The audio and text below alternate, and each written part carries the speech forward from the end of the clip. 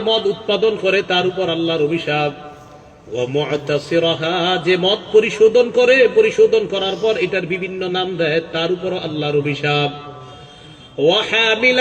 যে মদ বহন করে নিয়ে যায়, গাড়ির ড্রাইভার যারা আছেন, যদি আপনি মাদক দ্রব্য বহন করে নিয়ে যান, আপনার উপর আল্লাহ নবীর অভিশাপ। জেনে শুনে যদি মাদক দ্রব্য গাড়ি দিয়ে নিয়ে যান, আপনার উপর জেনে শুনে নিয়েন না। একটা হলো আপনার অজানা কেউ নিছে, এটা আপনার দোষ নাই, কিন্তু আপনি জেনে শুনে যদি মাদক দ্রব্য বহন করে নিয়ে যান, তাহলে নবীর অভিশাপ, আল্লাহর অভিশাপ। ওয়াল মাহমুলাতা ইলাইহি, আর যার কাছে মাদক দ্রব্য নিয়ে যাওয়া হয় তার উপর আল্লাহর অভিশাপ। আপনাদের অনেক আত্মীয় স্বজন ইতালি, বিভিন্ন দেশে, ইউরোপ কান্ট্রিতে কাজ করে, তো তাদের হালাল কাজও আছে, পাশাপাশি আবার ওই মদ পরিবেশনের কাজটা থাকতে পারে, না করে দিবে। তুমি হালাল অংশের কামাই করো, হোটেলে ইত্যাদি জায়গায় চাকরি করে যারা, তো দেখবেন কিছু অংশে এরকম আছে যে আসলে খানার শেষে তো মদ পরিবেশন করা লাগে, মাদক দ্রব্য নেওয়া লাগে, হারাম জিনিস বহন করে নিয়ে যাওয়া লাগে। জানায় দিবেন যে ইচ্ছাকৃতভাবে এই মাদক দ্রব্য বহন করা যার কাছে করা হয়, উভয়ের উপর আল্লাহর অভিশাপ। তাহলে এই যে একটা পাপ, এই পাপটা প্রকাশ্যে হোক গোপনে হোক, আল্লাহর অভিশাপ এই পাপের উপর। আল্লাহ আমাদেরকে হেফাজত করেন, আমিন। আল্লাহ, এই হলো পাপের দুনিয়াবি ক্ষতি। পাপের দুনিয়াবি আরেকটা ক্ষতি আছে, একটু আমার সাথে বলেন। বলেন, পাপ পাপীকে লাঞ্ছিত করে ছাড়ে। ধারাবাহিক পাপ বাড়তে থাকলে পাপীকে লাঞ্ছিত করে ছাড়ে। আব্দুল্লাহ ইবনুল মুবারক রাহমাতুল্লাহি আলাইহি বলেন, রাআইতুজ যুনুবা তুমিতুল কুলুবা ওয়া ক্বাদ ইউরিসু যিল্লা ইদমানুহা। আব্দুল্লাহ ইবনুল মুবারক বলেন, আমার অভিজ্ঞতা হলো গুনাহ মানুষের অন্তরকে মৃত বানিয়ে দেয়, আর ধারাবাহিক গুনাহ ওই পাপীকে লাঞ্ছিত করে দেয়। ওয়া তারকুয যুনুব হায়াতুল কুলুব, গুনাহ ছেড়ে দেওয়া মানে অন্তরটা আবার নতুন করে জিন্দা হওয়া। সুবহানাল্লাহ। বলেন, গুনাহ ছেড়ে দেওয়া, প্রাণ সঞ্চার হওয়া, সজীব হওয়া, জিন্দা হওয়া। গুনাহ ছেড়ে দেওয়া মানে অন্তরটা আবার সজীব হওয়া, প্রাণ সঞ্চার হওয়া, প্রাণ জিন্দা হওয়া, গুনাহ ছেড়ে দেওয়া। ওয়া খায়রুন লিনাফসিকা ইসয়ানুহা, গুনাহ ছেড়ে দেওয়া এটাই তোমার জন্য কল্যাণ।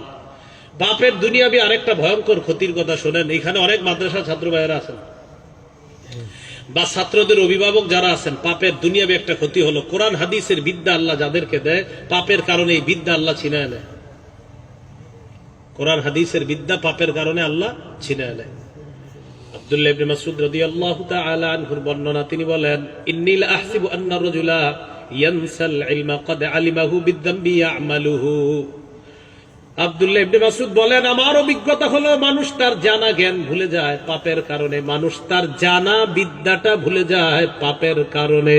মানুষ তার জানা বিদ্যা ভুলে যায় পাপের কারণে। তাহলে পাপের সাথে জ্ঞান এটা একদম সম্পূর্ণ আলাদা। বিশেষ করে কোরআন সুন্নাহর জ্ঞান আর পাপ এটা একসাথে থাকবে না। কারণ কোরআনের জ্ঞান আল্লাহর আলো, আল্লাহর নূর। হাদিসের জ্ঞান এটাও আল্লাহর প্রদত্ত, রাসূলের মাধ্যমে এটা নূর, এটা আলো। এই আলো আর পাপ, অন্ধকার একসাথে থাকতে পারে না। ইমাম আবু হানিফা রাহমাতুল্লাহ আলাইহি, হানাফি মাযহাবের ইমাম, ওয়া কানাল ইমামু আবু হানিফা রাহিমাহুল্লাহ ক্বাদ আশকালাত আলাইহি মাসআলা ওয়া ফি রিওয়ায়াতিন ইযা আশকালাত আলাইহি মাসআলা ক্বালা লিআসহাবিহি আহাযা লিযামবিন ইল্লা ক্বাদ আহদাসতুহু। ইমাম আবু হানিফা কোন মাসালায় যদি খটকা লেগে যেত, সমাধান পাইতেন না, তখন তিনি ছাত্রদেরকে বলতেন, এই শোনো, আমার মনে হয় কোনো গুনাহ হয়ে গেছে, এই কারণে আমি মাসালার সমাধান পাইতেছি না। ওয়া কানা ইস্তাগফিরু, তখন তিনি ইস্তেগফার পড়া শুরু করতেন। ওয়া রুবামা কামা ওয়া সাল্লা, কখনো কখনো নামাজে দাঁড়িয়ে যাইতেন। ফাতানকাশিফা লাহুল মাসআলা, এক পর্যায়ে তার মাসালার সমাধান হয়ে যেত।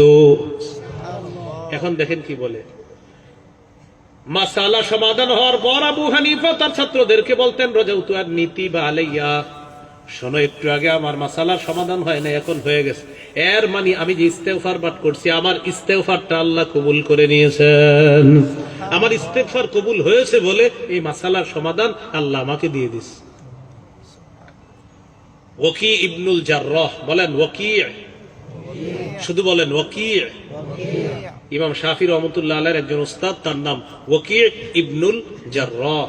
তার ব্যাপারে আলী ইবনুল খাশরাম রাহমাতুল্লাহি আলাইহি বলেন, রাআইতু ওয়াকিয়া ইবনুল জাররাহ মা রাআইতু বিয়াদিহি কিতাবান কাত্তু। ইমাম শাফির উস্তাদ ওয়াকি রাহমাতুল্লাহি আলাইহিকে আমি কখনো কলম দিয়ে লিখতে দেখি নাই। ইন্নামা হুয়া ইয়াহফাজু, তিনি যা শুনতেন সব মুখস্থ করে ফেলতেন। আমি তাকে কোনোদিন কলম দিয়ে কিছু লিখতে দেখি নাই। ফাসালতুহু আন দাওয়াইল হিফজি, আমি একদিন তাকে মুখস্থের রহস্য সম্পর্কে জিজ্ঞাসা করলাম, আচ্ছা আপনি লেখেন না, এত মুখস্থ করেন কিভাবে? ওয়াকি রাহমাতুল্লাহি আলাইহি জবাব দিলেন, তারকুল মাআসি, নাফরমানি না করার কারণে, গুনাহ না করার কারণে। মা জাররাবতু মিসলাহু লিল হিফজি। ওয়াকি রাহমাতুল্লাহি আলাইহি বলেন, আমি জীবনে যাচাই বাছাই করে দেখেছি, গুনাহ ছেড়ে দেওয়ার মতো স্মরণ শক্তি বাড়ানোর এর চাইতে শ্রেষ্ঠ ওষুধ দুনিয়াতে আর নাই। গুনাহ ছেড়ে দিলে স্মৃতি শক্তি বাড়বে, আর এই গুনাহ ছেড়ে দেওয়ার কারণে আমার কিছু লেখা লাগে না, আমি যা শুনি আল্লাহ সব মুখস্থ করে দেয়। এখান থেকে আমরা শিখলাম, গুনাহ থাকলে আল্লাহর নূর, নবীর নূর আমাদের সিনার মধ্যে আসবে না, হাদিসের নূর, আল্লাহর নূর, কোরআনের নূর আমাদের সিনার মধ্যে আসবে না। এই জন্য আমার সাথে বলেন, বলেন ইস্তেগফারে গুনাহ ঝরে, গুনাহ ঝরলে মেধা বাড়ে। যত বেশি ইস্তেগফার হবে তত বেশি গুনাহ ঝরবে, যত বেশি গুনাহ ঝরবে তত বেশি মেধা বাড়বে। বলেন ইস্তেগফারে গুনাহ ঝরে যায়, গুনাহ ঝরলে মেধা বেড়ে যায়। আপনাদের অনেকের অভিযোগ, ছাত্ররা হেফজখানায় পড়ে, পড়ার পর 2 মাস পরে বাসায় যায়, 7 দিন 10 দিন থাকে, থাকার পর আবার আসে মাদ্রাসায়, আসার পর পড়া সব ভুলা যায়। তখন কি করে? গার্জিয়ান কিছুদিন পরে আসে, আসার পর হুজুরে এসে ধরে হেফজখানার, হুজুর আমার ছেলে পড়া পারে না কেন? এখন হুজুর বলে, ওরে যে 7 দিন ছুটিতে বাড়িতে নিয়েছিলেন বাসায়, তখন কি কি করছে একটু বলেন তো আমাদেরকে। হুজুর আসলে 7 দিন তো, এই জন্য ঘরে ওই একটা ছোট্ট টেলিভিশন ছিল, তো ওখানে আর কি, আপনি ছোট মানুষ তো একটু টেলিভিশন দেখছে, আর ওই আপনার মোবাইলে আর কি ছোট মানুষ 7 দিন আসছে, একটু নাটক টাটক দেখছে আর কি। আপনি যে 7 দিন যে কাজ করাইছেন, এই জন্য এখন পড়া পারে না, আর সব দোষ এখন হুজুরে দেন, নিজের উপরে নিতে পারেন না। আপনি কসাই অভিভাবকের কারণে সন্তানের পড়া ভুলে যায়। হেফজখানার হুজুর আপনার সন্তানকে কয়দিন দেখবে? উনি 2 মাস তো ওরে দেখছে, এখন 7 দিন তো আপনি দেখতে হবে। আপনি ঘরে এমন পরিবেশ কেন রাখলেন যে আপনার সন্তান সেখানে যাওয়ার পর ওই কোরআন ও সিনার মধ্যে আছে, আবার দেখে টেলিভিশন, তো কোরআন সিনায় দেখে টেলিভিশন, টেলিভিশন দেখতেছে, সিনা থেকে এটা চলে যাচ্ছে। তাহলে ভাই কি শিখলাম? গুনাহের কারণে দুনিয়াবি একটা ভয়ঙ্কর ক্ষতি হলো, কোরআন সুন্নাহ নূর আল্লাহ উঠায় দেয়। এবার আমার সাথে বলেন, বলেন কোরআন মুখস্থ করার পর চর্চা না করা পাপ। এই চর্চা না করার কারণে যদি মুখস্থ বিদ্যা কেউ ভুলে যায়, মুখস্থ কোরআন কেউ ভুলে যায়, চর্চা না করার অপরাধে আল্লাহর কাছে জবাবদিহি করতে হবে। এখন আপনারা মনে মনে অনেকে আছেন যে হুজুর আলহামদুলিল্লাহ হাফেজ সাহেবরা টেনশনে, আমরা আপনাকে অনেকের 10টা সূরা মুখস্থ ছিল, এখন 8টা আছে, আর 2টা কেন নাই?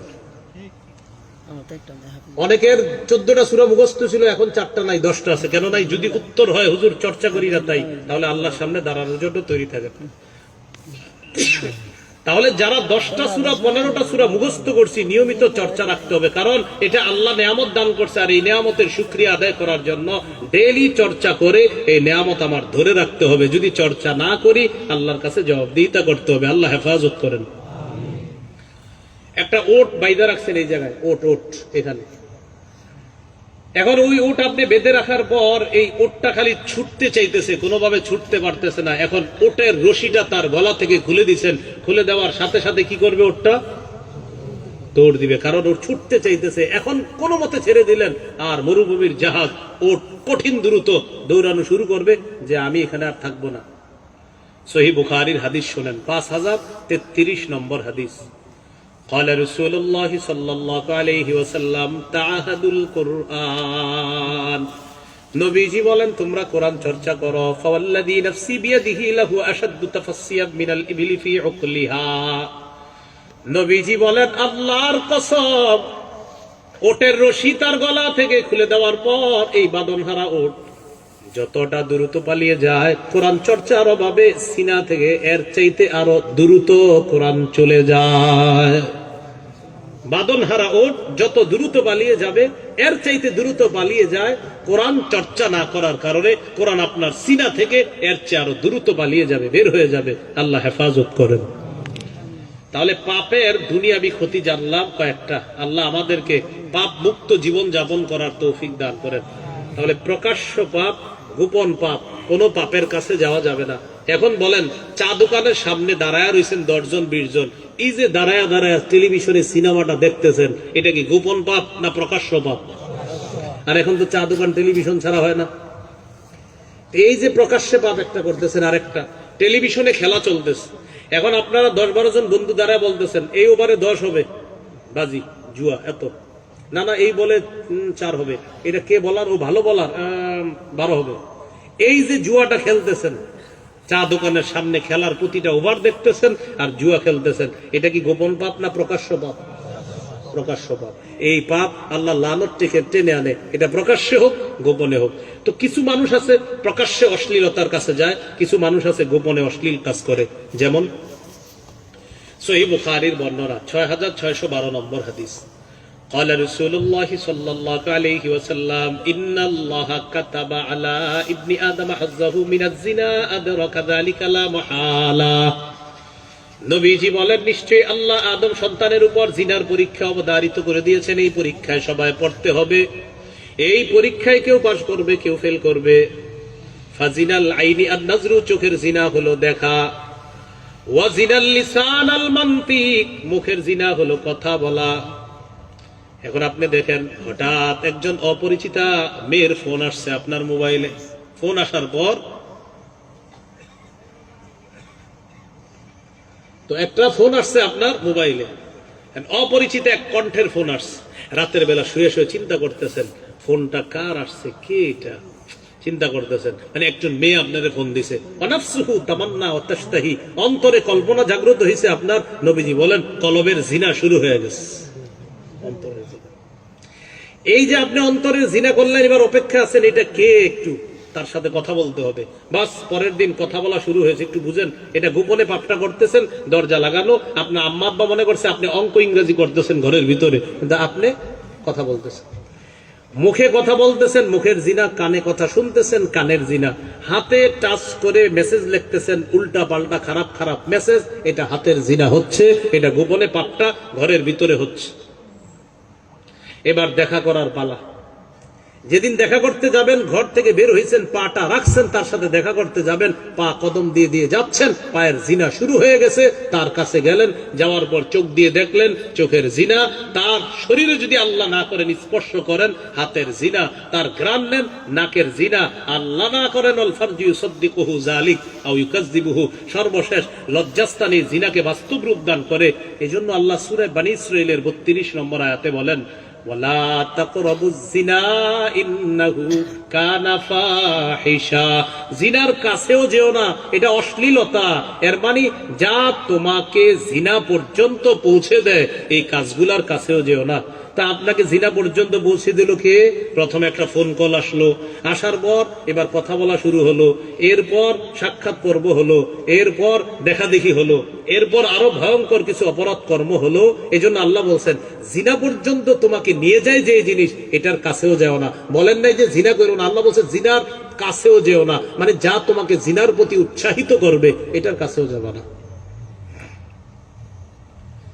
তো এই জন্য খুব ভালো করে মনে রাখা। যেমন আমাদের দেশে আমাদের মুরব্বীরা স্মার্টফোন চালানোর ক্ষেত্রে একদল আছে খুব কঠোর, আমি তাদের পক্ষে। আমাদের মুরব্বীদের মধ্যে একদল আছে যারা স্মার্টফোন চালানোর কঠিন বিপক্ষে, আমি তাদের পক্ষে। কিন্তু আমি তাদের এই মতামতকে সমর্থন করি। যারা স্মার্টফোন চালানোর বিপক্ষে, এটা সমর্থন করি, আমি খুব বেশি সমর্থন করি। বলতে পারেন কেন? এইটা চিন্তা ভাবনা করলে বোঝা যায় যে এটার আসলে ক্ষতির দিকটাই বেশি। মানে যদি আপনি এখন বলবেন হুজুর এটা দিয়ে তো আমি এই করি, গবেষণা করি, গবেষণা সবই তো করেন, পরে এই দিক সেদিক যে যান, এটা নিষেধ, এটা অন্যায়, এটা অন্যায়। আল্লাহ আমাদেরকে হেফাজত করেন। তো এই জন্য স্মার্টফোন যারা চালান, আপনার যে প্রতিদিন কতবার ইস্তেখারা করে চালানো দরকার, মানে আগে ভাববেন যে এটা কি আসলে আমি চালামু, এটাকে হাতে নিমু, নেওয়ার পরে কি কোনো ঝামেলা হবে কিনা, এর আগে 1000 বার আপনার ভাবতে হবে। না আপনারা যেটা কোথায় নিয়ে যাবে আল্লাহ ভালো জানেন। মানে একটা ঘরের মধ্যে বসে আপনি পুরা দুনিয়ার সমস্ত ভালো কাজও করতে পারবেন, দুনিয়ার সমস্ত অপকর্ম করতে পারবেন। তাহলে ভাই বলেন আল্লাহ কি বলছে? জিনা করো না, না জিনার কাছে যেও না, এটা অশ্লীলতা, এটা বেহায়াপনা, এটা নাপাক, এটার কাছে যাবে না। এই জন্য রাসূল সাল্লাল্লাহু আলাইহি ওয়াসাল্লাম বলেন ইয়াকুম মাদখুল আলান নিসা, তোমরা নারীদের কাছে গমন করা থেকে বাঁচো, নারীদের কাছে বেশি বেশি গমন করবা না। অন্য হাদিসে আছে ইয়াকুম মাদখুল আলাল মুগীবাত, যাদের স্বামী ঘরে নাই ওই সমস্ত নারীদের কাছে তোমরা ভুলেও যাবা না। যেই নারীদের স্বামী ঘরে নাই তাদের কাছে গমন করবা না বেশি। এজন্য গ্যাসের সিলিন্ডার, এরপরে এটা ঠিক করা ওইটা ঠিক করার সুতা দিয়ে, অজুহাত দিয়ে স্বামী ঘরে নাই ওই ঘরে পুরুষ প্রবেশ না করাটাই শ্রেয়, উত্তম। ওই নারী তার বাবাকে দিয়ে বা তার কোনো মাহরামকে দিয়ে ওই ছেলে তাদের সাথে কথা বলানো উচিত। অন্যথায় নবী বলেন ফাইন্না শাইতানা ইয়াজরি মাজরাল ইনসানি মিনাদ দাম, নবীজি বলেন ফাইন্না শাইতানা ইয়াজরি, শয়তান চলে মাজরাল ইনসান, মানুষের রক্ত চলাচলের যে জায়গাটা আছে এইটা দিয়ে শয়তান চলতে পারে। তো শয়তান তাকে খোঁচা দেয়, তাকে আঘাত করে। তো এই হলো 4 নাম্বার, প্রকাশ্য অশ্লীলতা, গোপন অশ্লীলতা, প্রকাশ্য পাপ, গোপন পাপের কাছেও যাওয়া যাবে না। আল্লাহ হেফাজত করেন। 5 নাম্বার ওয়ালা তাকতুলুন নাফসাল্লাতী হারামাল্লাহু ইল্লা বিল হক, অন্যায় ভাবে কাউকে হত্যা করো না। অন্যায় ভাবে একটা চড়ুই পাখিও হত্যা করবেন না। মানুষ তো হত্যা করবেন না, চড়ুই পাখি। চড়ুই পাখি কিভাবে হত্যা? বেচারা গাছে বসে রয়েছে, কোথায়? এখন আপনি আপনার বন্ধুর সাথে হাঁটতেছেন আর বলতেছেন দোস্ত দেখ আমার হাত কতটা নিশানা সঠিক, মানে এমনি নিশানা দেখানোর জন্য চড়ুই পাখি বেচারার এই যে মারলেন, ও মারা গেছে। নাসাইর হাদিস, আজ্জা ইলাল্লাহি ইয়াউমাল কিয়ামা, চড়ুই পাখি কিয়ামতের ময়দানে আপনার বিরুদ্ধে মামলা করবে আর বলবে ইন্না ফুলানান কাতালানি আবাসা ওয়া লাম ইয়াকতুলনি লিমানফাআ, আল্লাহ উমকে আমাকে অনর্থক হত্যা করেছে, সে আমাকে কোনো উপকারের জন্য জবাই করে নাই। আমাকে যদি জবাই করে খেয়ে ফেলতো কোনো সমস্যা নাই, কারণ আপনি আমাকে তার জন্য হালাল বানিয়েছেন, কিন্তু এমনি সে আমাকে অনর্থক হত্যা করেছে, আল্লাহ আমি বিচার চাই। চড়ুই পাখি বলবে আল্লাহ আমার কোনো অপরাধ ছিল না, শুধু শুধু আমারে হত্যা করছে, পুকুরে ফেলাই দিছে আমারে।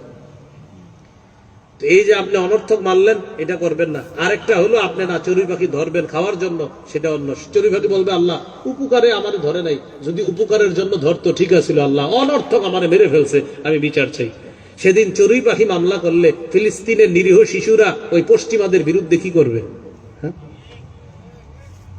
যারা মানবাধিকার রক্ষার স্লোগান দিয়ে প্রতিদিন শিশুদেরকে মারতেছে, মানবাধিকার লঙ্ঘন করে আর মানবাধিকার রক্ষার স্লোগান উঠায়, এরা আসলে চূড়ান্ত ইতর, চূড়ান্ত সন্ত্রাস, চূড়ান্ত মুনাফিক। এই পৃথিবীবাসীর কাছে যতই ভালো সুফি সাজার চেষ্টা করে এরা বারবার, আর কিছু মুসলিম মার্কা মুনাফিক শয়তানও তাদেরকে কিছুদিন পরপর সমর্থন করে। এই যে দেখবেন আপনার যুদ্ধ বন্ধ হয়েছে, কিন্তু এখন আবার সুর পাল্টায় গেছে। যে আগুন নিভছে আবার সুর পাল্টায় যেতে, আগুনটা জ্বলতেছিল না কয়দিন, তো যুদ্ধ বিরতির মোটামুটি সুর উঠে গেছে সুন্দর। এখন আবার আগুন একটু নিবার দিকে, এখন সুর পাল্টায় গেছে, কয় না এখনো তো স্বাক্ষর করিনি। আর আমি টেনশনে আছি কি নিয়ে জানেন? যে এই অপরাধটা কোন নিরীহ মুসলিমের উপরে চাপায় আর কোন দেশের উপর নতুন করে হামলা শুরু হয়, আমি এই টেনশনে আছি। এটার তো এটার একটা পুরো একটা নাটক অলরেডি লেখা হয়ে গেছে, এটা কার কার উপরে চাপাবে দোষটা।